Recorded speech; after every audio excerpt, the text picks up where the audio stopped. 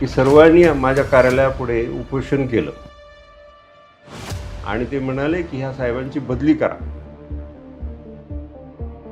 तुमचं ते फर्स्ट अटेम्प्टला कसं शक्य झालं? की जेवढे तुम्ही गुंडगिरी करू शकता तेवढं एक लक्षात घ्या, मी पण सातारा डिस्ट्रिक्टमधून आलेलो आहे. म्हणजे महाराष्ट्राला एकंदरीतच त्यांनी अट्रॅक्टिव्ह इन्व्हेस्टमेंट डेस्टिनेशन असं रँकिंग दिलं होतं तुम्ही. Volkswagen कंपनी आहे, मर्सिडीज बेंज आहे, पॉस्को आहे, जनरल मोटर आहे, महिंद्रा. मी राज्यामध्ये पहिल्यांदा नांदेडमध्ये ई सुविधा केंद्र सुरू केलं. महाराष्ट्रात करण्यासाठी आमच्याकडून काय सुविधा पाहिजे हे समजावून घेणं आणि त्या कसे देता येतील हे पाहणं. बरं, नवी मुंबई इंटरनॅशनल एअरपोर्ट हा मला वाटतं आता सध्याचा हॉट टॉपिक आहे. त्याच्या डेव्हलपमेंटमध्ये तुमचा सिवाचा वाटा आहे. की पॉलिसीज काय असल्या पाहिजे, शासनाकडून काय मदत पाहिजे, शासनाने कसे निर्णय घेतले पाहिजे हे तुम्ही आम्हाला सांगा. ते डिमॉलिशन स्पॉट जायचं तर त्या डिमॉलिशन स्पॉटवरती हे गुंड प्रवृत्तीचे लोक अटॅक करत असायचे. की महाराष्ट्र हा इतर राज्यापेक्षा कसा चांगला आहे हे लोकांना दाखवलं पाहिजे. तर महाराष्ट्रात स्पेसिफिकली एक इंडस्ट्रीयल बूम होताना आपल्याला दिसली. म्हणजे बरेचसे MNCs इन्व्हेस्टमेंट.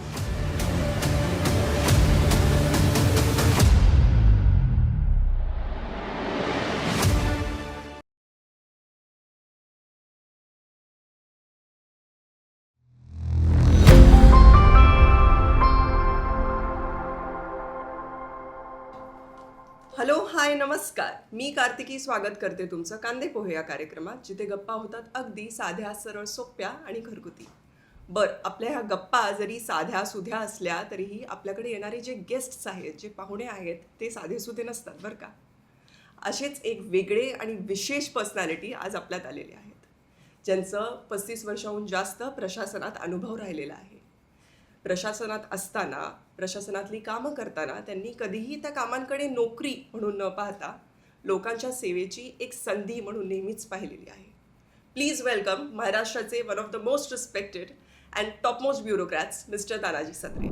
बरं, सरांसारख्या पर्सनॅलिटी समोर बसताना बोलताना थोडा त्यांच्याबद्दल अभ्यास, होमवर्क करणं खूप गरजेचं होतं माझ्यासाठी. आणि त्यांच्याबद्दल वाचताना मला असं कळलं ते माण तालुक्याचे आहेत.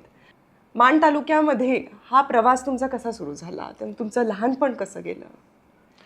माझं लहानपण सत्रीवाडी या गावामध्ये गेलं आणि सत्रीवाडी गाव त्यावेळेस मलवडी, सत्रेवाडी अशी जी गावं होती तिथं कुठल्याही प्रकारच्या सुविधा नव्हत्या. त्या शाळेमध्ये शिकायचं असेल तर तुम्हाला एक शिक्षक शाळा होती आणि घरची परिस्थिती बेताची होती. त्यामुळे तुम्हाला शेतामध्ये काम करावं लागत असे. नंतर 4वी-5वीपासून पुढे जे शिक्षण झालं ते मलवडीला झालं आणि तिथे शाळेला जाण्यासाठी 4 किलोमीटर चालत जाणं, 4 किलोमीटर चालत येणं हे करावं लागेल. आणि सुट्टी असेल तर शेतात काम करावं लागेल. आणि घरची आर्थिक परिस्थिती नाजूक असल्यामुळे सुट्टीच्या वेळेला किंवा मे महिन्याच्या सुट्टीमध्ये शेतावरती कामं करणं किंवा विहीर खोदण्यासारखी सुद्धा कामं करणं किंवा रोजगार हमी योजनेवरती कामं करणं अशा प्रकारची कामं केलेली आहेत. आणि 50 वर्षापूर्वीचं हे रस्ते वगैरे कसे असतात? तुम्ही म्हटलं आता चालत जात होता, तर ते रस्ते तर कच्चे रस्ते तर सोडूनच द्या. कच्चा रस्ता असायचा, नदी ओढ्याला पाणी आलेलं असेल तर त्याच्यावरून क्रॉस करणं शक्य व्हायचं नाही. अशा म्हणजे सर्वच अडचणी असायच्या आणि अशा अडचणीमध्ये मार्ग काढणं आणि आपल्याला शिकायचं आहे हे शिकण्यासाठी कोणतीही अडचण आली तर त्याच्यावर मात करणं अशा प्रकारे लहानपणापासूनच ते आम्हाला बालकडू मिळालेलं आहे. आपण आता बालकडूबद्दल बोललात, तर अशी काही शाळेतून भेटलेली शिकवण जी तुमच्या बरोबर आयुष्यात आत्ताही कामी येते? शाळेतून भेटलेल्या शिकवणी तर बऱ्याच राहतील, पण शाळा चुकवू नये, शिक्षणाकडे लक्ष दिलं पाहिजे हे मला माझ्या आईमुळे माझ्या आयुष्यात कायम हे लक्षात राहिलेलं आहे. कारण मी एकदा शाळा चुकून पोहायला गेलो होतो आणि मला ते आईनं पाहिलं.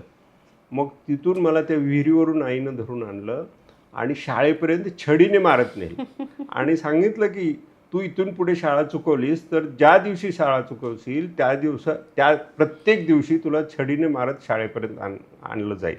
त्यामुळे शाळा चुकवायची नाही. आणि शिकला नाही तर तुम्हाला मोलमजुरी करावी लागेल आणि आमच्यासारखंच आयुष्य तुम्हाला पुढे भोगावं लागेल. त्यामुळे तुम्ही शिका, तू शिकलं पाहिजे आणि शिकला तरच तुमच्या आयुष्यात तुम्ही काहीतरी करू शकाल, हे मला आईनं त्यावेळेस सांगितलं. आणि विशेष म्हणजे आमची आई अडाणी होती आणि आम्ही 8 भावंड, तर 8ही भावंडांना आम्हाला सगळ्यांना चांगलं शिक्षण मिळालेलं आहे. किती सुंदर. म्हणजे मला वाटतं हे एक खूप सुंदर उदाहरण आहे की आई वडिलांचा आपल्या घडण्यामागे किती मोठा हातभार असतो. बरं सर, तुमच्या कॉलेज डेजबद्दल काही सांगाल? सुरुवात कॉलेज कुठून सुरू झालं तुमचं? कुठे झाली पहिली 11वी झाल्यानंतर कुठे ॲडमिशन घ्यायची हेच मला माहिती आणि नव्हतं. पहिलं ते 10वी वॉज 11th ना? 11वी ती पहिली 10वी होती, बरोबर? नाही, 10वी नसे, 11वी 11वीत होती. असेल. हां हां हां. 11वी झाल्यानंतर पुढे काय करायचं हेच माहिती नव्हतं. कारण आम्हाला मार्गदर्शन करायला कोणच नव्हतं, शिकलेले नव्हते आम्हाला, घरामध्ये कोणीही शिकलेलं नव्हतं. त्यामुळे पुढे काय करायचं हे आपल्यालाच ठरवायचं होतं. मग माझ्या मनामध्ये अशी सुरुवातीपासूनच इच्छा होती की आपण इंजिनियर व्हायला पाहिजे, म्हणून मी सायन्सला ॲडमिशन घेतली. पण दुर्दैवाने माझं इंग्लिश त्यावेळेस अतिशय कच्चं होतं. त्यामुळे मला महिनाभर त्या कॉलेजमध्ये काय शिकवत होते तेच कळत नव्हतं. म्हणून माझ्या मनामध्ये अशी भीती निर्माण झाली की आपण नापास होऊ आणि नापास झालो तर मग पुढे आपण काहीच करू शकणार नाही. म्हणून मग मी 1 वर्ष कॉमर्सला ॲडमिशन घेऊन ते 1 वर्ष केलं आणि त्याच्यानंतर मग मी ॲग्रिकल्चर कॉलेजला ॲडमिशन घेतली. बरोबर. आणि मग ॲग्रिकल्चरमध्ये आल्यावर तुम्ही ठरवलं की आता MPSC द्यायची? नाही, म्हणजे ॲग्रिकल्चरला ॲडमिशन घेतल्यानंतर MPSC द्यायचं असं कधीच ठरवलेलं नव्हतं. कारण पहिलं ग्रॅज्युएशन पूर्ण करणं, पोस्ट ग्रॅज्युएशन पूर्ण करणं हे माझ्यापुढे ध्येय होतं. आणि पोस्ट ग्रॅज्युएशनला ॲडमिशन मिळण्यासाठी तुम्हाला चांगले मार्क्स मिळवणं गरजेचं होतं. तर ते पहिलं ध्येय होतं. पण आमची ॲग्रिकल्चर कॉलेजची शिक्षण पद्धती होती ती एक वेगळ्या प्रकारची शिक्षण पद्धती होती. बरं. ते म्हणजे तुम्हाला वर्षातून 3 ट्रायमेस्टर्स व्हायच्या आणि 3 ट्रायमेस्टरमध्ये तुम्हाला दर 3 महिन्याने परीक्षा व्हायची आणि मग पुढचा पोर्शन घ्यायची. त्यामुळे दर 3 महिन्याने परीक्षा होत असे. ती पण परीक्षा फक्त 3 महिन्यातून एकदा नव्हे, बरं, प्रत्येक विषयाचे 3 परीक्षा व्हायच्या 3 महिन्यात. आणि ती परीक्षा केव्हा असेल आणि कधी असेल हे कोणालाही माहिती असायचं नाही. मग शिक्षक ते क्लास पूर्ण झाला की परीक्षा घ्यायची. अच्छा. त्यामुळे तुम्हाला कंटिन्युअस अभ्यास करणं याला पर्याय नव्हता. ऑल टाइम प्रिपेअर्ड राहणं. ऑल टाइम प्रिपेअर्ड राहायचं. म्हणजे एकंदरीत केवढ्या परीक्षा असतील ह्या? म्हणजे 3 ट्रायमेस्टर्स तुम्ही म्हणताय. हां, म्हणजे किती पर सब्जेक्ट? 3 एक्झाम्स. किती एक्झाम्स? 6 ते 7 सब्जेक्ट असायचे. हे म्हणजे दर आठवड्याला परीक्षा आहे असं समजून चालायचं. म्हणजे अभ्यास हा सारखाच. अभ्यास हा म्हणजे तुम्ही 2 दिवस अभ्यास नाही केला की तुमचे मार्क्स कमी पडण्याची शक्यता. म्हणून अभ्यास हा कंटिन्युअस तुम्हाला करत राहावं लागायचं आणि सुट्टी घ्यायची नाही, क्लास चुकवायचे नाहीत. जर तुम्ही क्लास चुकवले तर मार्क्स कमी पडतील. एका दिवस परीक्षेला तुम्ही उपस्थितच नाही तर मार्क्स कमी राहिले आणि ते रिपीट व्हायचं नाही. त्यामुळे तुम्हाला कायम अटेंटिव्ह राहायला लागायचं. बरोबर. म्हणजे MPSC देण्यासाठी काही खास प्रिपरेशन्स अशी हे कॉलेजेस मला वाटतं करून घेत होतं का? MPSCसाठी खास असं प्रिपरेशन नाही, पण अभ्यासाची सवयच ही अशी लागलेली होती की आपण कुठल्याही परीक्षेला कायम तयार असलं पाहिजे. अशा प्रकारे ही परीक्षे सिस्टम आमची तशी होती. आणि एकंदरीत वातावरण असं होतं की मुलांच्यामध्ये आपसात हेल्दी कॉम्पिटिशन असायची की आपल्याला जास्त मार्क्स मिळाले पाहिजेत, आपण काहीतरी नवीन केलं पाहिजे. ते एकमेकाला पाहून आम्हाला उत्साह यायचा आणि आपणही त्या कॉम्पिटिशनमध्ये यायला पाहिजे, त्या स्पर्धेत यायला पाहिजे असं वाटायचं. आणि जे मुलं खरोखरच हार्डवर्क करायची त्यांना चांगले मार्क्स मिळायचे, चांगले जॉब मिळायचे. त्यावेळेस तुमचं कॉलेजमध्ये असताना कॉलेजमध्ये इन्व्हॉल्वमेंट कशी राहिलेली? म्हणजे कॉलेजच्या काही कमिटीज असतात, ग्रुप्स असतात, त्यामध्ये तुमचं? कॉलेजमध्ये वेगवेगळ्या ग्रुप्स असतात हे बरोबर आहे, किंवा कमिटीज असतात, पण आमची एक मेस होती, हम्म. म्हणजे मुलांसाठी चालवलेली मेस. बरं. त्या 2 मेस होते, त्यापैकी एक मेसचं मी सेक्रेटरी होतो 4 वर्ष. आणि मग मेसमध्ये कमी खर्चात चांगलं जेवण मुलांना कसं मिळालं पाहिजे हम्म. ह्याच्यावरती आमच्या कमिटीचं नियंत्रण असायचं. मग बाजारामध्ये जायचं, वस्तू खरेदी करायच्या, व्यापाऱ्याशी वाटाघाटी करायच्या. त्यामुळे हे सगळा व्यवहार आहे तो आम्हाला समजला आणि तोच पुढे आयुष्यामध्ये आपल्याला हा सगळा व्यवहार आहे त्याची कल्पना आली की आपण कशा प्रकारे सेविंग करू शकतो, कशा प्रकारे चांगल्या वस्तू घेऊ शकतो, लोकांना कशी मदत होऊ शकते, हे सगळं आम्हाला ते कॉलेजमध्ये शिकता आलं. बरोबर. बरं, ही आपण आता कॉम्पिटेटिव्ह एक्झाम्सबद्दल बोललो. MPSC UPSC ह्या कठीण परीक्षा असतात. ह्या फर्स्ट अटेम्प्टमध्ये तरी पास होणं, आत्ता स्पेशली जी मुलं एवढी प्रिपरेशन्स करूनही पास होत नाहीत, तर त्या काळात तुमचं ते फर्स्ट अटेम्प्टला कसं शक्य झालं? तुम्हाला काय वाटतं, हाऊ वॉज इट पॉसिबल? पहा, परीक्षा द्यायची म्हणजे आपण परीक्षेसाठी खास तयारी करणं आणि परीक्षा देणे याच्या हा एक मुद्दा वेगळा आहे. कारण तुम्ही केव्हा तरी ठरवता वर्षभर अगोदर की मला परीक्षा द्यायची आहे, तसं होत नाही. तुम्हाला परीक्षा किंवा असं कॉम्पिटिटिव्ह जगामध्ये राहायचं असेल किंवा कुठलीही स्पर्धात्मक परीक्षा द्यायची असेल तर तुम्हाला अगदी लहानपणापासूनच आवड असली पाहिजे, वाचनाची आवड असली पाहिजे, तुम्हाला जनरल नॉलेज असलं पाहिजे, समाजसेवा करायची आवड असली पाहिजे आणि ती कंटिन्यू असली पाहिजे. तुम्ही असं महिनाभर किंवा 4 महिने अभ्यास केला आणि पास व्हाल असं नाही आहे, मग ते कदाचित नशिबाचा भाग असेल. पण कंटिन्युटी, हार्डवर्कची कंटिन्युटी ही फार महत्त्वाची आहे. तर ते केलं तर तुम्ही निश्चितपणे होऊ शकता, म्हणजे परीक्षा उत्तीर्ण होऊ शकता. किती सुंदर, म्हणजे कन्सिस्टन्सी, प्रिझर्वन्स सरांच्या आत्ता बोलण्यातून आपल्याला कळतंय. बरं, आता सर तुमच्या सुरुवातीच्या कामाच्या काळात ट्रेनिंग्स असतात, मग त्या ट्रेनिंगची प्रोसेस कशी होती ती तुमच्यासाठी? ट्रेनिंग म्हणजे आमचं 2 वर्षाचं ट्रेनिंग असतं. निवड झाल्यानंतर 2 वर्ष माझं ट्रेनिंग झालं रत्नागिरीला. आणि विशेष करून कसं आहे, महसूल विभागामध्ये तुम्ही जर डेप्टी कलेक्टर म्हणून सिलेक्शन झाल्यानंतर तुम्हाला एकदम नव्याने तुम्ही त्या विभागात जाता. आणि महसूल विभाग हा शासनाचा, प्रशासनाचा कणा आहे. त्या विभागाकडे सगळे हे शासनाचा एक प्रतिनिधी म्हणून पाहिलं जातं. त्यामुळे प्रशिक्षण आहे ते साधारण आम्हाला 18 महिन्याचं प्रशिक्षण आणि मग 8 महिन्याचे वेगवेगळे पदभार दिले जातात. तर अगदी तलाट्यापासून ते कलेक्टरपर्यंत असे वेगवेगळ्या अधिकाऱ्यांच्याकडे आमची अटॅचमेंट असते. आणि ते तलाठी काय करतो किंवा क्लार्कचं काय काम आहे आणि कलेक्टरचं काय काम आहे ते आपण सगळं समजून घ्यावं लागतं, त्यांच्याकडून शिकायला लागतं. कारण आपण प्रोफेशनल असतो, आपल्याला काहीच माहीत नाही आहे. पण त्यांच्याकडून भविष्यात आपल्याला काम करून घ्यायचं असल्यामुळे ते कशा प्रकारचं काम करतात हे समजून घेणं गरजेचं आहे. त्यामुळे आम्हाला अटॅचमेंट असायची आणि प्रत्येक अटॅचमेंटच्या नंतर छोटी परीक्षा असायची. ते आमचे परीक्षा दिल्यानंतर मग ते आम्हाला आमचे वरिष्ठ सांगायचे की तुम्हाला याच्यामध्ये आणखी काम केलं पाहिजे. अशा प्रकारचं प्रशिक्षण असतं. आता तुम्हाला जर तुमच्या वरिष्ठाकडून शिकायचं असेल तर तुम्ही त्यांच्यासोबत राहिलं पाहिजे, तुमचं नॉलेज दाखवलं पाहिजे. तर अशा प्रकारे आमचं प्रशिक्षण होत असे.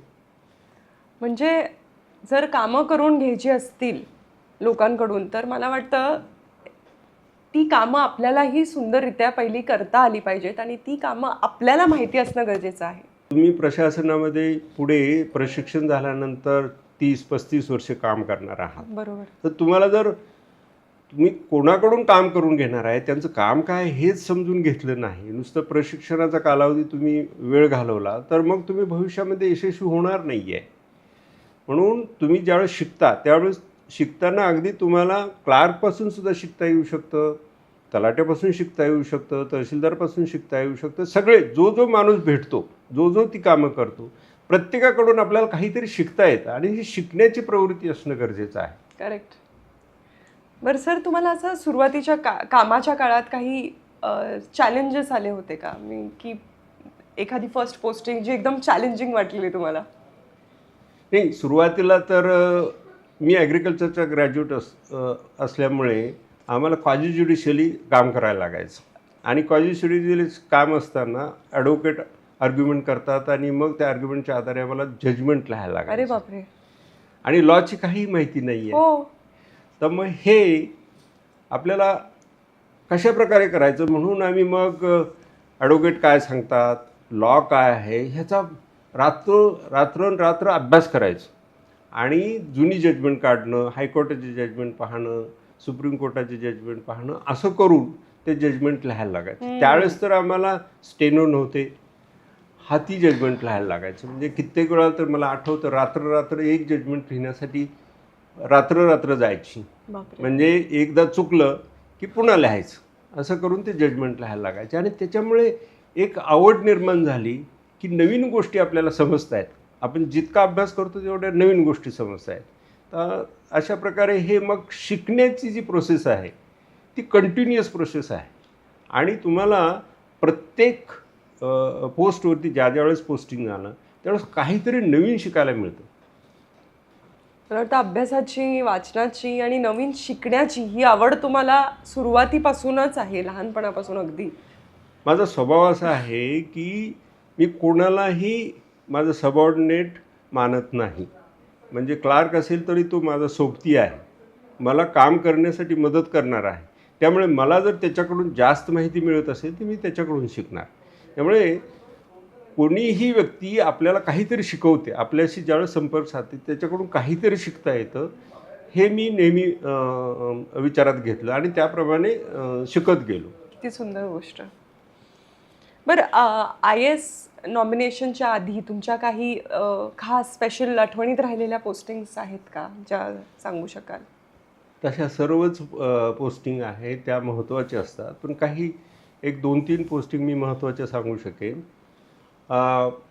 माझं दुसरं पोस्टिंग होते उल्हासनगरला झालं. बरं.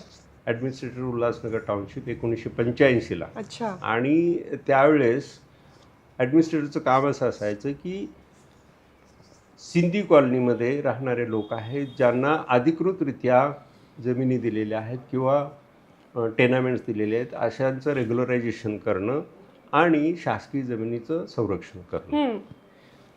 तर ते मोठ्या प्रमाणावरती प्रलंबित प्रकरणं होती, ती आम्ही निकाली काढली. पण त्याच वेळेला जमिनीच्या किमती थोड्या वाढू लागलेल्या होत्या आणि तिथे विशेष करून काही गुंड प्रवृत्तीचे लोक शासकीय जमिनी बळकावण्याचे प्रयत्न करत होते.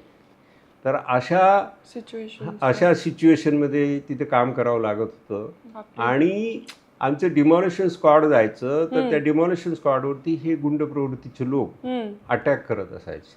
तर मग 1-2 प्रसंग असे आहेत की मी स्वतः साईटवरती जाऊन उभा राहिलो आणि लोकांना सांगितलं, जे गुंड प्रवृत्तीचे जे अटॅक करणारे असे लोक होते त्यांना मी असं सांगितलं की जेवढे तुम्ही गुंडगिरी करू शकता तेवढं एक लक्षात घ्या, मी पण सातारा डिस्ट्रिक्टमधून आलेलं आहे, मलाही ते करता येईल, तर तुम्ही अशा प्रकारचं गुंडगिरी करू नये.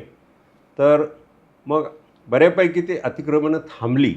पण मग काही लोकप्रतिनिधी त्यावेळेस असे होते की सर्वांनी माझ्या कार्यालयापुढे उपोषण केलं आणि ते म्हणाले की ह्या साहेबांची बदली करा. शासनाकडे मी पण विनंती केली, माझी बदली करा, मला त्रास होतोय. तर शासनाने मला त्यावेळेस असं सांगितलं, नाही, तुमची बदली होणार नाही, कारण तुमच्यामुळे उल्हासनगरच्या या गुंड प्रवृत्तीच्या लोकांना आळा बसलेला आहे, त्यामुळे तुम्हाला इथंच राहावं लागेल. आणखी 1 वर्ष मला तिथं राहावं लागलं. बापरे. म्हणजे हे पोलीस डिपार्टमेंटला हे सगळं बघावं लागतं हे तर माहिती होतं, पण ॲडमिनिस्ट्रेटिव्ह केडरला पण हे फेस करावं लागतं. फेस करावंच लागतं ना. पण तुम्ही कशा प्रकारे ते फेस करता ते महत्त्वाचं आहे. जर मी त्यांना त्यावेळेस तसा आडकाठी केली नसती तर कदाचित त्यांचं फावलं असतं. आणि मला वाटतं तुम्ही ठाण्यात सुद्धा होता ना त्या दरम्यान? हां. तदनंतर माझी पोस्टिंग ठाण्यामध्ये झाली होती. मी ठाणा म्युन्सिपल कॉर्पोरेशनला होतो आणि तिकडे डेप्टी कमिशनर आणि माझ्याकडे 6 महिने ठाणा कॉर्पोरेशनचा म्युन्सिपल कमिशनरचाही पदभार होता. तर त्या कालावधीमध्ये ठाण्यामध्ये एक काही महत्त्वाचे उपक्रम जे राबवले ते मला आठवतात. त्यावेळेस नव्यानेच सिमेंट कॉन्क्रीटचे रस्ते हाती घेतलेले होते. 5 रस्ते त्यावेळेस आम्ही केले.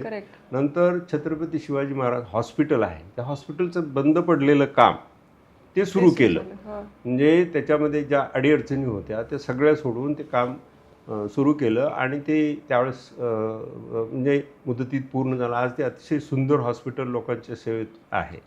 तुम्ही आता रस्त्यांबद्दल बोलला, ते कुठले रस्ते होते नेमके, म्हणजे आता ठाण्यातले? ठाण्यातले ते रस्ते एक 3 हात नाका तो LBS रोड आहे. नंतर कळव्याचं छत्रपती शिवाजी हॉस्पिटल आहे त्याच्या समोरचं आहे. राम मारुती रोड आहे. आणखी एक 2-3 रस्ते आहेत. बापरे. आणि बाळकुरला जाणारा एक रस्ता आहे त्याचं वायडनिंग केलं. आणि हा जो मेन हायवे आहे त्याच्यावरची मोठ्या प्रमाणावरची अतिक्रमणं होती. बर. ते अतिक्रमण मोठ्या प्रमाणावरची आम्ही दूर केली त्यावेळेस. आणि हे साल कुठलं होतं जेव्हा ठाण्यातलं ठाण्यामध्ये मी 1990 ते 92 ऑक्टोबर 92 पर्यंत होतो. ओ. आणि मला वाटतं त्या दरम्यान आनंद दिघे साहेबांबरोबर काही संपर्क होता का, कारण तेव्हा ते खूप ऍक्टिव्ह होते त्या एरियामध्ये? हां, आनंद दिघे साहेब हो त्यावेळेस ॲक्टिव्ह होते. आणि त्यावेळेस माझा त्यांच्याशी फार चांगला संपर्क होता. ते यायचे बऱ्याच वेळा, लोकांची कामं घेऊन यायची. आणि त्यांचं एकच म्हणणं असायचं की लोकांची जी कामं आहेत, नियमात बसणारी कामं आहेत, ती पटकन व्हायला पाहिजे. म्हणजे कॉर्पोरेशनने त्याच्यामध्ये वेळ घालवायला नको. पटकन होणारं काम आहे ते तुम्ही करा. नसेल होणार तर मला सांगा. पण तुम्ही नाही होणार म्हणून सांगितलं आणि अन्य कुठल्या व्यक्तीने येऊन तुम्हाला जर सांगितलं की हे तुम्ही काम केलं तर मग ते बरोबर होणार नाही. अशा प्रकारचा त्यांचा स्वभाव होता. आणि हा माझा स्वभाव आणि त्यांचा स्वभाव अतिशय जुळला त्यावेळेस. त्यामुळे त्यांचं त्यानंतरही माझी बदली झाल्यानंतरही आमचे चांगले स्नेहाचे संबंध होते. सुंदर गोष्ट. बरं, आता नांदेडमध्ये तुम्ही कलेक्टर म्हणून 2001 ते 2005 या दरम्यान होता. आणि अजूनही लोक तुम्हाला आठवणीत ठेवतात, लक्षात ठेवतात. आणि हे असं का होतं असं मला वाटतं की ऑफिसर्स आता इतके वर्षाहून कामं करून जातात आणि तरीही लोकांच्या तुम्ही मनात आहात? नांदेडमध्ये मी 4 वर्ष कलेक्टर होतो. मला तिथल्या बऱ्याच आठवणी आहे. माझा एक स्वभाव असा आहे की लोकांच्यामध्ये मिळून मिसळून राहायचं. आणि आपल्याकडे लोक जे येतात ते काहीतरी अडचणी आहेत, काहीतरी त्यांना मार्ग पाहिजे असतो म्हणून ते येतात. जिल्हाधिकारी हे शासनाचा प्रतिनिधी असतो. त्यामुळे जिल्हाधिकारी फक्त महसूल विभागाचीच कामं पाहत नाही आहे. कुठल्याही विभागाचं काम असेल तर लोकांना काय वाटतं की जिल्हाधिकाऱ्याकडे गेलं तर आपला प्रश्न सुटेल किंवा आपल्याला काहीतरी मार्ग सांगतील. तर अशा प्रकारचं ही लोकांची भावना असते. पण नांदेड कलेक्टर असताना मी माझं एक प्रिन्सिपल ठेवलेलं होतं की कोणीही व्यक्ती आपल्याला भेटायला आला तर त्याला भेट द्यायची आणि त्यांच्याशी बोलायचं. जर शक्य असेल तर काम करायचं, शक्य नसेल तर का होत नाही ते सांगायचं आणि त्यांना मार्ग सुचवायचा. तर असा माझा स्वभाव होता. त्याच्यामुळे माझा जनसंपर्क फार होता आणि जिल्ह्यातल्या प्रत्येक गावाला मी भेट दिलेली होती. त्यामुळे गावामध्ये गेल्यानंतर कोण जिल्हाधिकारी आहेत, ते का आले, त्यांच्याशी संपर्क साधणं हे महत्त्वाचं होतं ना. त्यामुळे माझ्याशी संबंधित नसलेली कामं घेऊन सुद्धा लोक यायचे. काही महत्त्वाचे प्रकल्प म्हणजे लोकसहभागातून राबवले.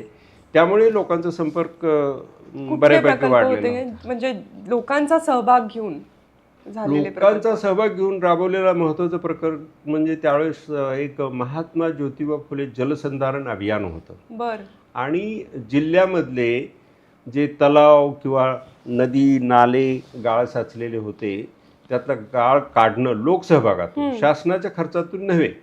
लोकांच्याकडून पैसे गोळा करायचे, शासनाची मशिनरी द्यायची आणि लोकांना एकत्रित आणून त्या तलावातील गाळ काढणं आणि तो शेतावरती नेऊन टाकणं. तर अशा प्रकारची मोठ्या प्रमाणावरती कामं केली. एक तर छोटंसं उदाहरण असं आहे की एका तलावामध्ये एक अशी वनस्पती वाढायची आणि त्या वनस्पतीवरती डास व्हायचे आणि त्याच्यामुळे ते चावले की हत्ती रोग व्हायचे लोकांना. एका गावामध्ये मी गेलो, हत्ती रोग साधारण 30-40% लोकांना हत्ती रोग झालेले होते. तर त्याचं कारण काय, त्याचा शोध घेतला तर ती वनस्पती त्या तलावामध्ये वाढलेली, मोठ्या प्रमाणावर वाढलेली होती आणि त्याच्यावरती डासाची उत्पत्ती व्हायची. ते डास चावले की मग लोकांना हत्ती रोग व्हायचा. म्हणून अशी जी ठिकाणं होती ते झालं किंवा शासनाचे जे मोठे तलाव होते तिथे मोठ्या प्रमाणावरती हे गाळ काढण्याचं काम हाती घेतलं आणि शासनाने त्यावेळेस माझं कौतुकही केलं. या व्यतिरिक्त आणखी एक महत्त्वाची आठवण मी सांगेन. मी राज्यामध्ये पहिल्यांदा नांदेडमध्ये ई सुविधा केंद्र सुरू केलं. बरं, तो होताच आपला पुढचा प्रश्न की महाराष्ट्रात पहिल्यांदा सरांनी ई सुविधा केंद्र सुरू केलेलं आणि त्याच्याबद्दल काही सांगाल का? ई सुविधा केंद्राची संकल्पना माझ्या डोक्यात अशी आली की ज्यावेळेस मी जिल्हाधिकारी नांदेड होतो त्यावेळेस जिल्हाधिकारी कार्यालयामध्ये बाजार भरल्यासारखे लोक असायचे. बरं. मग मी एक 4-8 दिवस असं पाहिलं की इतक्या मोठ्या प्रमाणावर ते लोक काय येतात आपल्या ऑफिसमध्ये. तर गरीब लोक असायचे, त्यांच्याबरोबर कोणी कार्यकर्ता असायचा, कोणी एजंट असायचे, असे एका कामासाठी 4-4, 5-5 लोक येऊन दिवसभर आमच्या कार्यालयामध्ये बसायचे आणि त्या कार्यालयामध्ये कार्यालयाच्या परिसरात दिसायचे. मी पाहिलं की हे काय एवढ्या मोठ्या प्रमाणावरती लोक येत आहेत, म्हणून यांच्यासाठी काय मार्ग काढता येईल. मग त्यांची जी कामं आहेत ती जर कामं आपण त्यांच्या सोयीसाठी आपण जर ऑफिसमध्ये न येताच केली तर कसं होईल. म्हणून मला ती ई सुविधा केंद्राची संकल्पना सुचली. मग ई सुविधा केंद्रामध्ये आम्ही काय केलं की एक पडीक इमारत होती त्याची दुरुस्ती केली आणि दुरुस्ती करून आमदार निधीतून कम्प्युटर्स घेतले, नंतर त्यासाठी लॅन कनेक्शन घेतलं आणि छानपैकी बसायची वगैरे व्यवस्था लोकांना केली आणि तिथे त्यांना ॲप्लिकेशन कसं लिहायचं, त्यासाठी लागणारे कागद काय आहेत हे गाईड करण्यासाठी सुद्धा आमचे कर्मचारी नेमले. त्यामुळे जी व्यक्ती येईल त्याला तिथं गाईड करायचं, त्याच्याकडून फॉर्म भरून घ्यायचा आणि फॉर्म भरून घेऊन त्याला सांगायचं, एक स्लिप द्यायचो आम्ही की अमुक दिवशी ये, तुझ्या प्रकरणामध्ये तुमचा दाखला किंवा तुमचं काय असेल तो निर्णय झालेला तुम्हाला समजेल. मग ते पहिल्यांदा आम्हाला कार्यालयामधून बऱ्यापैकी विरोध झाला. बऱ्याच लोकांनी विरोध केला बाहेरच्या की हे कशाला सुरू करता आहात तुम्ही, त्यांचाही काय वेस्टेड इंटरेस्ट असेल. पण मी ठरवलेलं होतं की हे आपल्याला करायचं आहे. मग ते मी सुरू केलं आणि सुदैवाने त्याला अतिशय चांगला प्रतिसाद मिळाला. काय व्हायचं की ₹1 तुम्हाला ॲप्लिकेशन लिहायला आणि 3 किंवा 4-5 रुपये तुमची फी व्हायची. असे 5-7 रुपयामध्ये त्या लोकांचं काम होऊ लागलं, ज्याच्यामध्ये 100-100 रुपये किंवा 200-200 रुपये लोक खर्च करत होते. बापरे, म्हणजे हे एक मला वाटतं एक स्टार्टअप सारखाच पार्ट झाला. म्हणजे इमारत घ्यायची, कम्प्युटर्स बसवायचे, बेंचेस, ऑफिसर्स नेमायचे, हे स्टार्टअपच झालं एका पद्धतीचं. ते स्टार्टअपच म्हणूया, पण त्याच्यासाठी काय गव्हर्नमेंटने आम्हाला पैसे दिले नव्हते. फंडिंग पण नाही. फंडिंग नाही तर आम्ही एक तर आमच्याकडे जुनी इमारत होती त्याच्या दुरुस्तीसाठी एक छोटासा सिनेमा घेतला, त्याचं काय कॉन्ट्रीब्युशन मिळालं ते घातलं, आमदार निधीतून कम्प्युटर घेतले, नंतर ते लॅन करण्यासाठी त्याला लागणारे पैसे होते, वायर तर होते आमच्याकडे पण त्याला पाईप टाकायची होती. मग ते वॉटर सप्लाय स्कीमच्या जुन्या पाईप घातल्या, अशा वेगवेगळं करून ते जुगाड करून कुठलाही खर्च न करता ते आम्ही ही सुविधा केंद्र सुरू केलं. सुरू केल्यानंतर ते चाललं पाहिजे आणि खरोखरच ते चांगलं आहे की नाही हे पाहायला पाहिजे. म्हणून त्याचं सर्टिफिकेशन करण्यासाठी मी त्यावेळेस BVQ म्हणून काहीतरी एक संस्था होती, त्यांच्याकडून ISO 2001 सर्टिफिकेट घेतलं आणि मी असेपर्यंत 4 वर्ष ते सर्टिफिकेट आम्ही प्राप्त करून घेत होतो. ते यायचे, ऑडिट करायचे आणि मग सर्टिफिकेट द्यायचे. ते ऑडिट करताना लोकांच्या त्यांना ज्या सुविधा मिळाल्या त्यांच्या प्रतिक्रिया घेऊन आणि आम्ही किती दिवसामध्ये कुठल्या प्रकरणामध्ये निर्णय त्याला आम्हाला ठरवायला लागायचं की ह्या पिरियडमध्ये या प्रकरणात निर्णय व्हायला पाहिजे. ते झालं की नाही हे बघून आम्हाला ते ISO सर्टिफिकेट मिळायचं. एवढंच नव्हे तर मग ऑफिसमध्ये पण लोक यायचे आणि त्यांना त्यांच्या प्रकरणाचं स्टेटस माहीत नसायचं की आपण अर्ज केलेला आहे किंवा प्रस्ताव पाठवलेला आहे ते काय झालेलं. म्हणून मी आमच्या कार्यालयामध्ये एक किऑस्क सुरू केलं आणि त्या प्रत्येक प्रकरणाची माहिती तिथं किऑस्कवरती समजेल. त्याने प्रकरणाचा नंबर टाकला की ते प्रकरण कोणाकडे आहे हे दिसलं पाहिजे आणि त्याची माहिती त्यांना मिळाली पाहिजे. ह्याचा फायदा असा झाला की कार्यालयामध्ये लोकांना यावं लागत नव्हतं. म्हणजे आमच्या कर्मचारी अधिकाऱ्यांनाही काम करायला पुरेसा वेळ मिळायला लागला आणि हे जे दलाल किंवा एजंट मिडलमॅन आहेत ते सगळे नाराज झाले आणि ते त्यांचं यायचं काम बंद झालं. आणि मग ते आम्ही जिल्हाधिकारी कार्यालयामध्ये सुरू केल्यानंतर मी पूर्ण तालुक्यालाही ती सिस्टम सुरू केली आणि मग फॉर्च्युनेटली पूर्ण महाराष्ट्रभरच आता हे खूप सक्सेसफुली इम्प्लिमेंट झालंय आणि सुरुवात ही नांदेड पासूनच झालेली तुमच्या आणि time पासून. त्या ई सुविधा केंद्राचं उद्घाटन त्यावेळचे मुख्यमंत्री विलासराव देशमुख साहेबांनी केलं होतं. शासनाने त्यावेळेस माझं कौतुक केलं. खूप सुंदर. आपण 2005 बद्दल जर बोलतोय तर महाराष्ट्रात स्पेसिफिकली एक इंडस्ट्रीयल बूम होताना आपल्याला दिसली. म्हणजे बरेचसे MNCs इन्व्हेस्टमेंट्स, परत मॅन्युफॅक्चरिंग युनिट्स, मॅन्युफॅक्चरिंग प्लांट्स महाराष्ट्रात स्पेसिफिकली पुण्यात, कोल्हापूरमध्ये येताना आपल्याला दिसले. आणि त्या काळात तुम्ही MIDCचे जॉईंट CEO म्हणून होता. तर तो अनुभव त्या फेजचा कसा राहिला? म्हणजे जिल्हाधिकारी म्हणून तो एक वेगळा अनुभव होता. त्याच्यानंतर माझी बदली MIDCला झाली आणि MIDCला माझ्याकडं प्रामुख्याने काम काय होतं तर मोठ्या प्रमाणावरती इन्व्हेस्टमेंट आणणं, लँड अलॉटमेंट करणं आणि महाराष्ट्रामध्ये मोठ्या प्रमाणावरती इन्व्हेस्टमेंट कशी येईल ह्याच्यासाठी प्रयत्न करायचं ही माझी मुख्य जबाबदारी होती. त्यावेळेस आम्ही एक अशा प्रकारची सिस्टम तयार केली होती की महाराष्ट्र हा इतर राज्यापेक्षा कसा चांगला आहे हे लोकांना दाखवलं पाहिजे. आणि त्यावेळेस सेंट्रल गव्हर्नमेंट वेल ॲडमिनिस्ट्रेड स्टेट्स अशा प्रकारचं रँकिंग पब्लिश करायची. मग तेव्हा आम्ही काय महाराष्ट्र पहिल्या, दुसऱ्या, तिसऱ्या, पहिल्या 3 रँकमध्ये असायचा. आणि प्रत्येक स्टेट हा आपल्या राज्यामध्ये मोठ्या प्रमाणावरती इन्व्हेस्टमेंट कशी येईल हे पाहत असे. म्हणून आमची स्पर्धा होती. ओके. अशा स्पर्धेच्या वेळेला इन्व्हेस्टरला आम्ही चांगल्या प्रकारे काय सुविधा देऊ शकतो, त्यांना महाराष्ट्र हा कसा चांगला हे दाखवायला लागायचं. काय काय करू शकतो. मग हे त्यावेळेस बऱ्याच मोठ्या प्रमाणात इन्व्हेस्टमेंट आलेली आहे. पण काही उदाहरणादाखल मी सांगेन की आज जे तळेगाव, रांजणगाव आणि तुमचं चाकण ही एरिया आहे, किंवा कोल्हापूर MIDC आहे, किंवा विळेभगाड MIDC आहे, शेंद्रा MIDC आहे, बुट्टीबोरी MIDC आहे, अशा अनेक MIDCमध्ये जी त्यावेळेस इन्व्हेस्टमेंट आलेली आहे ती आम्ही लोकांना बोलवून आणून इन्व्हेस्टमेंट करायला लावलेलं आहे.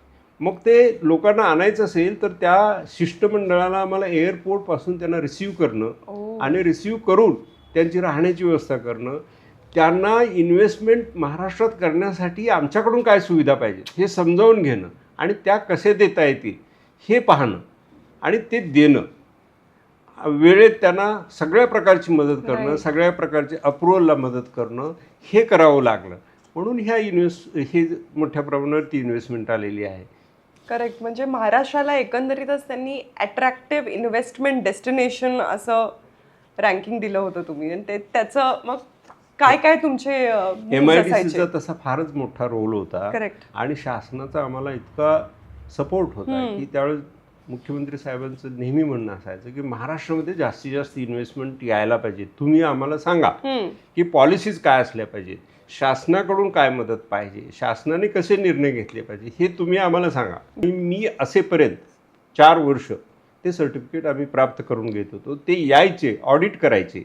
कंपनीजनी इंटरेस्ट दाखवलेला तेव्हा आणि कुठल्या कंपनीजनी इन्व्हेस्टमेंट्स केल्या होत्या? ते तशा बऱ्याच कंपनीज आहेत. पण उदाहरणादाखल मी सांगेन फोक्सवॅगन कंपनी आहे. ते जे पहिल्यांदा मॅन्युफॅक्चरिंग आपल्याकडे महाराष्ट्रामध्ये सुरू झालेलं आहे. नंतर मर्सिडीज बेंज आहे, पॉस्को आहे, जनरल मोटर आहे, महिंद्रा निस्सान आहे. म्हणजे फोक्सवॅगनचे इंडियामधलं सगळ्यात फर्स्ट पहिलं इन्व्हेस्टमेंट प्लांट वाज युनिट. महाराष्ट्र. येस, पहिलं युनिट जे आलेलं आहे महाराष्ट्रामध्ये पुण्याच्या जवळ आहे. 200 एकर जागा. ती तर फार मजेशीर गोष्ट आहे. ती जागा देण्यासाठी आम्ही त्यांना 2-3 लोकेशन दाखवले. तर मी स्वतः त्यांच्यावर जायचो आणि ते म्हणायचे की आम्हाला नाही ही जागा पाहिजे, ही टेकडी नको, आम्हाला हे इन्फ्रास्ट्रक्चर पाहिजे, इथून पूल करून द्या, इथून पाणी द्या.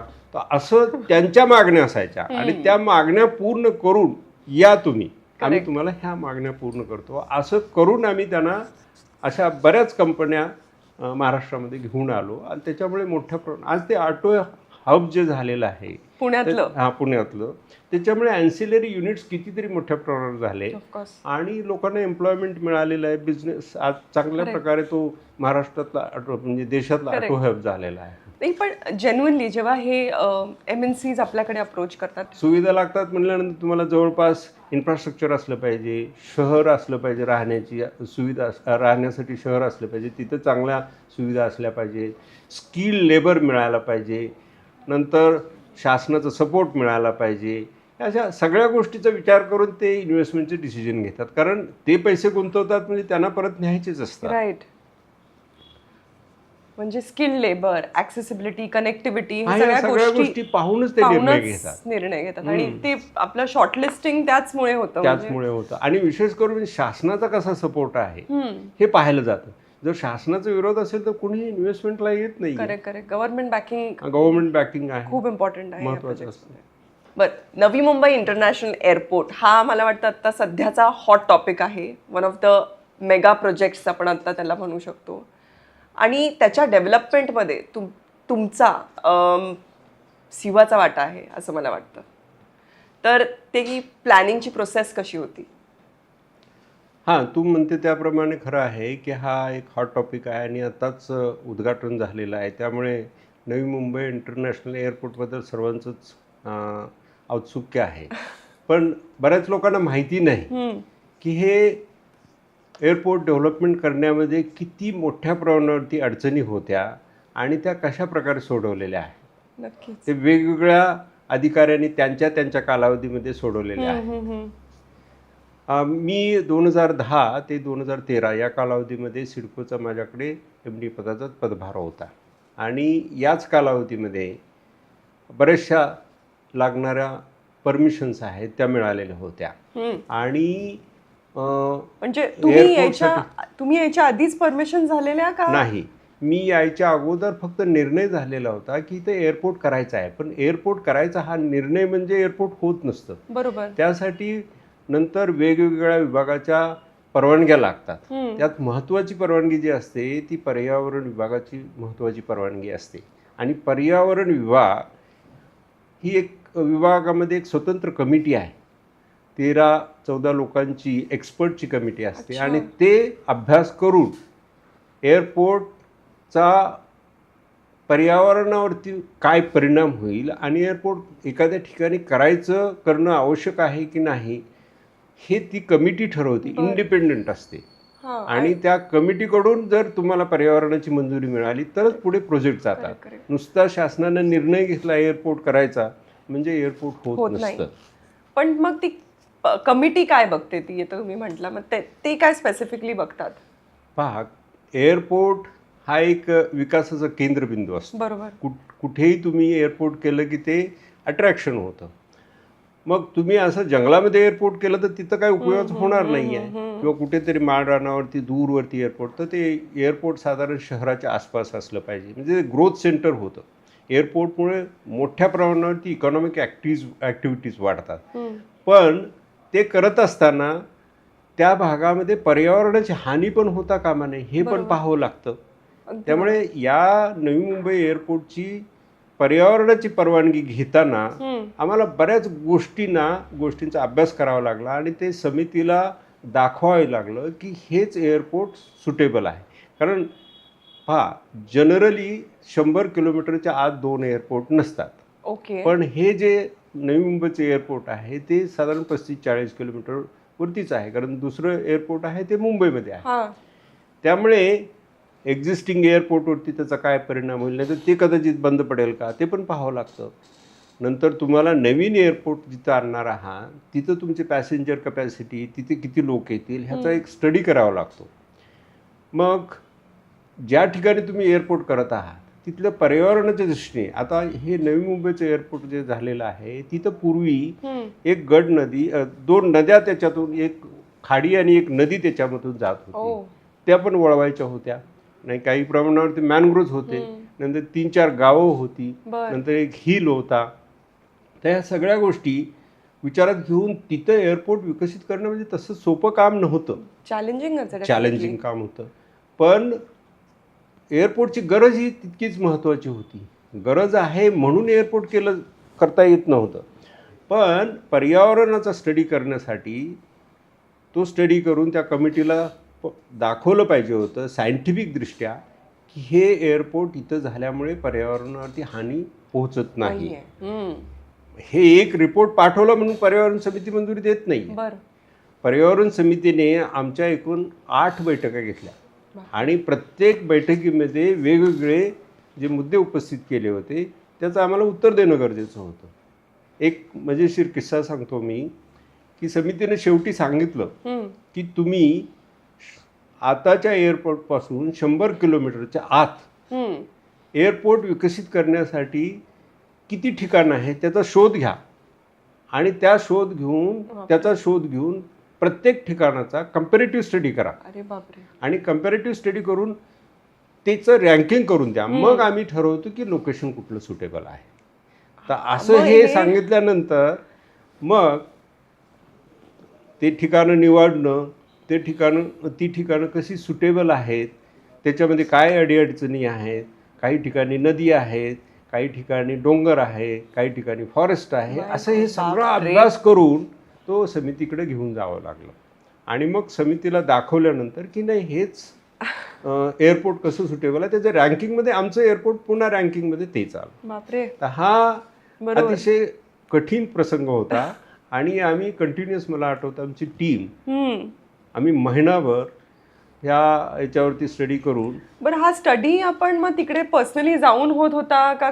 म्हणजे किती लोकेशन्स होते आणि हे निवडलेले तुम्ही? आम्ही 10 लोकेशन निवडले. 10 लोकेशन्सला पर्सनली इन्स्पेक्ट करून? नाही, याच्यामध्ये आम्ही स्थानिक जिल्हाधिकारी होते त्यांची मदत घेतली आणि काही ठिकाणावरती व्हिजिट केली आणि प्रत्येक ठिकाणाचा डेटा कलेक्ट केला. बरं. आणि डेटा कलेक्ट करून त्याचं ॲनालिसिस केलं आणि मग ते कंपॅरेटिव्ह स्टडी, प्रत्येक ठिकाणाचा कंपॅरेटिव्ह स्टडी करून स्वतंत्र 10 रिपोर्ट तयार करून ते आम्ही समितीला दाखवलं. आणि त्याच्यामध्ये मग आमचं एअरपोर्ट कसं सुटेबल आहे हे त्यांना पटलं. पण नुसतं एअरपोर्ट सुटेबल आहे म्हणून करत नाहीत. आम्हाला तर एका बैठकीमध्ये असंही सुचवलं की तुम्ही ते एअरपोर्ट आहे ते तुम्ही पूर्ण स्लॅब बांधून त्याच्यावर का करत नाही आहे?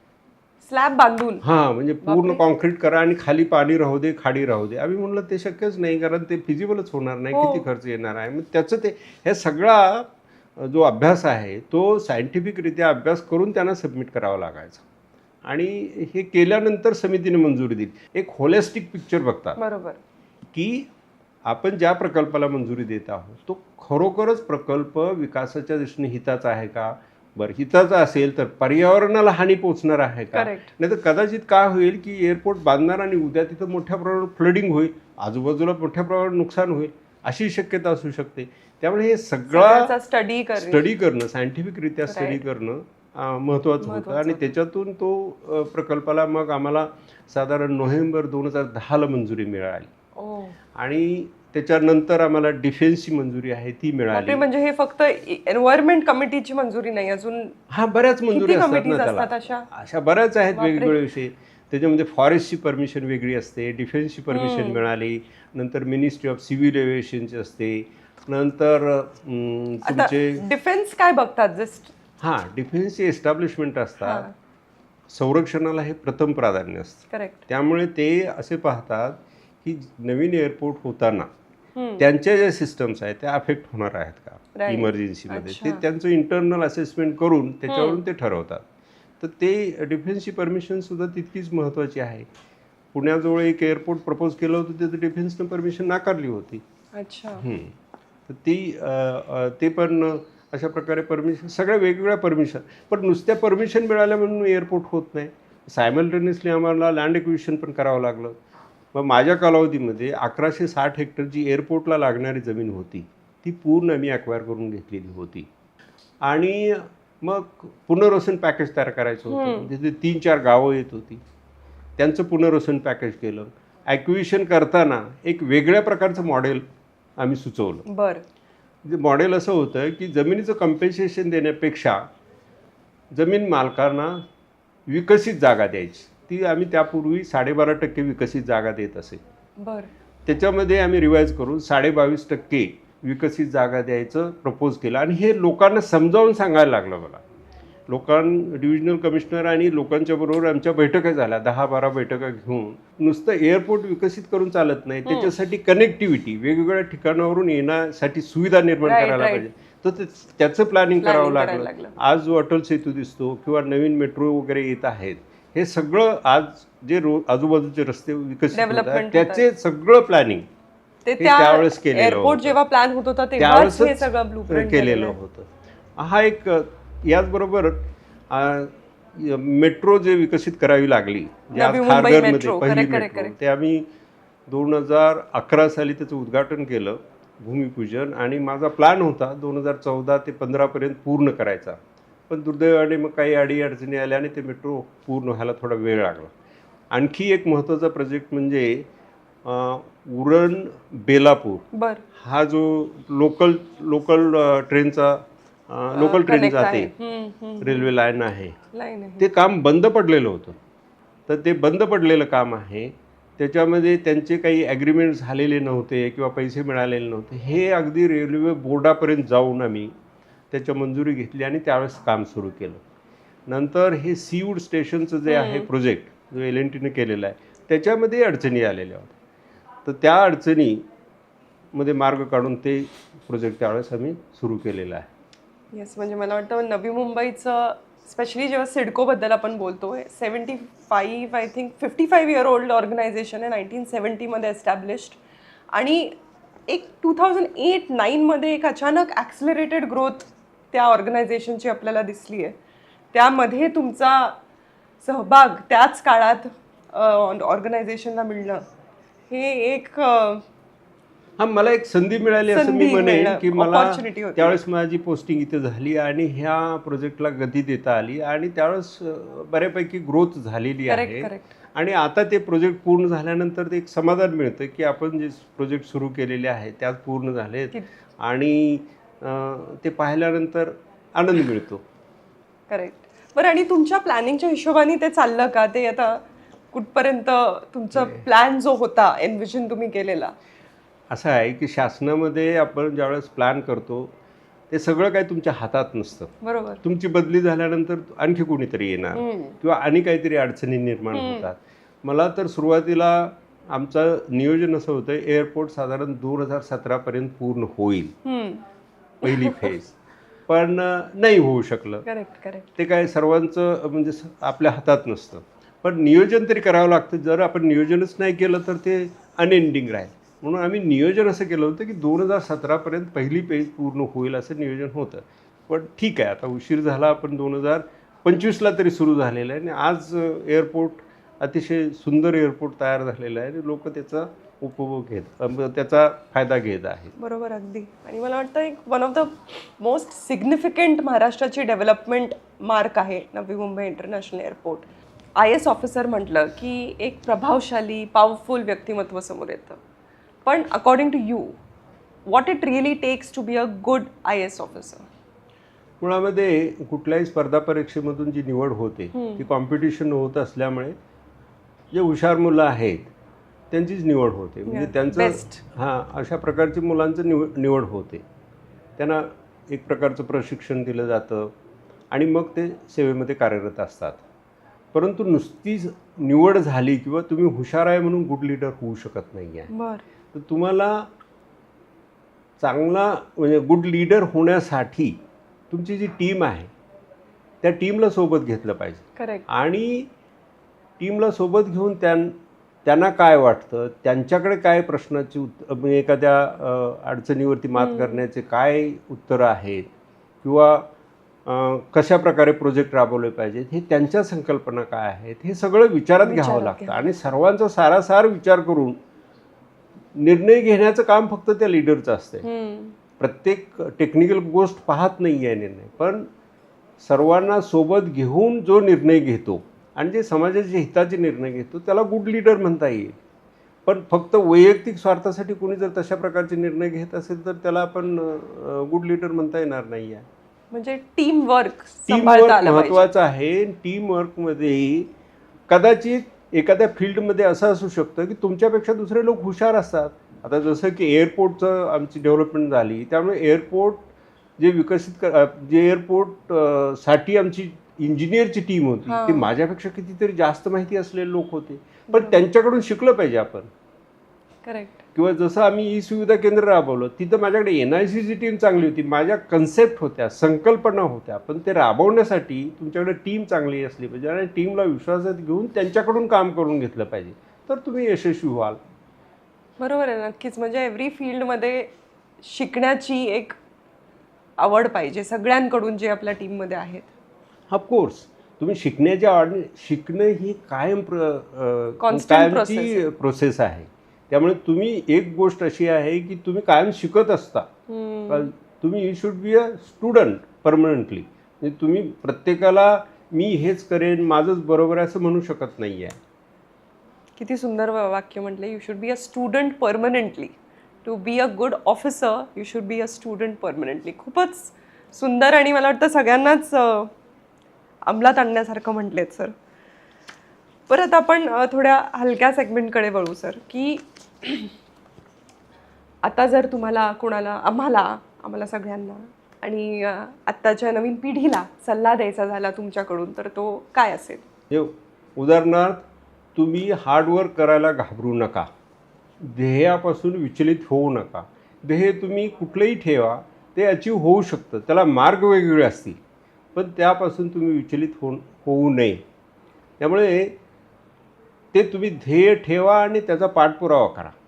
तुम्ही निश्चितपणे यशस्वी व्हाल. शिवाय आता या व्यतिरिक्त तुम्हाला तुमच्या हेल्थकडे करेक्ट, मी लक्ष येणारच दिलं होते पाहिजे. सर. तुम्हाला रिटायर होऊन मला वाटतं 8-9 वर्ष झालेले आहेत आणि तुम्ही खूप फिट वाटता अजूनही. तर काय त्याचं म्हणजे रिजीम काय आहे तुमचं रिटायरमेंट नंतर?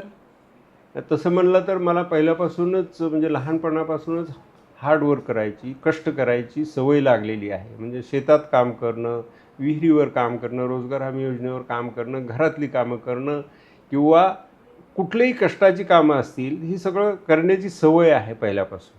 आणि मी ते नोकरी लागल्यानंतरसुद्धा व्यायाम हा माझा एक कंटिन्युअस ठेवलेला आहे. माझं एक प्रिझम्पशन असं आहे की तुम्हाला आयुष्यामध्ये एक गोष्ट जी तुमची स्वतःच्या मालकीची आहे ती फक्त हेल्थ आहे. तुम्ही हेल्थ कोणाकडूनही विकत घेऊ शकत नाही आहे. त्यामुळे हेल्थ आहे ती तुम्हाला स्वतःच कमवावी लागेल आणि ठेवावी लागेल. त्यामुळे माझं एक रुटीन असतं आणि त्या रुटीनप्रमाणे मी करत असतो. शिवाय खाण्यावर नियंत्रण असतं. त्यामुळे माझी हेल्थ चांगली आहे. तुमच्या मते हे श्रेय कुणाला जातं? तुम्हाला तर ऑफकोर्स 100% गेलंच पाहिजे, पण अजून कोणाला जाऊ शकतं हे श्रेय? ते पहा, कुठल्याही व्यक्तीला यशस्वी व्हायचं असेल तर कोणतरी त्याला सपोर्ट करायला असतंच. जर मला माझ्या शासकीय सेवेमध्ये पुरेसं काम करण्यासाठी, निर्धोकपणे काम करण्यासाठी वेळ मिळाला. तो कसा मिळाला? तर माझं कुटुंब आहे. त्या कुटुंबाची कोणतरी जबाबदारी सांभाळत होतं आणि ती आमची पत्नी, तिनं सगळी जबाबदारी सांभाळली म्हणून मी हे करू शकलो. नाहीतर मला त्या जबाबदाऱ्या सांभाळायला लागल्या असतं तर कदाचित इथपर्यंत यशस्वी होऊ शकलो नसतो. नक्कीच. आणि मग घरातले सर्वच आहेत. फॅमिलीचा सपोर्ट आहे, नातेवाईकांचा सपोर्ट आहे, मित्रमंडळींचा सपोर्ट आहे. तर हा सपोर्ट तर आहे, परंतु सर्वात महत्त्वाचा सपोर्ट म्हणजे पत्नीचा सपोर्ट. खूप सुंदर. म्हणजे who is behind a successful man today? Always a woman. Today, tomorrow and thereafter. And मला वाटतं ह्या नोटवर आपण सरांचा प्रवास आता जवळून बघितला, बऱ्याच गोष्टी त्यांच्याकडून कळल्या आणि ह्यामध्ये एक गोष्ट समोर येते की एक मुलगा महाराष्ट्राच्या दुष्काळी भागातून, घराची बिकट परिस्थिती, घर लहान, परिस्थिती बेताची, पण शिकण्याची आवड. ती आवड इतकी की रोज चालत अनवाणी पायाने शाळेला जायचे, परत यायचे. केरोसिनच्या दिव्याच्या प्रकाशात बसून अभ्यास करायचे.